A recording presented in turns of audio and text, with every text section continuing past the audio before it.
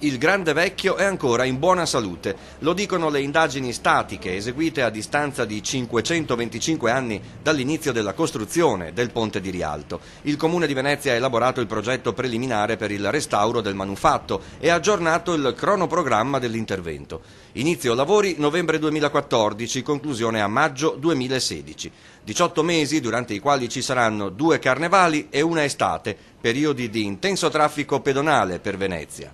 Noi avremo tutte le accortezze del caso per fare in modo che il ponte rimanga assolutamente sempre aperto, che le attività commerciali possano in ogni giorno dell'anno continuare la loro attività.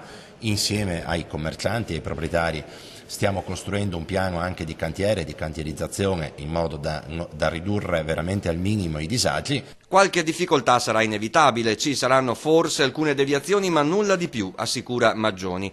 Come noto, il costo dell'intervento, stimato in 5 milioni, verrà pagato dall'industriale vicentino della moda Renzo Rosso, mentre le prime indagini statiche che hanno riguardato le fondamenta, le rampe e la pavimentazione sono costate 320.000 euro. La Giunta Comunale attiverà un apposito sito web che darà conto delle varie fasi dei lavori di restauro. Le cure al Grande Vecchio si potranno seguire in diretta a Venezia e in tutto il mondo.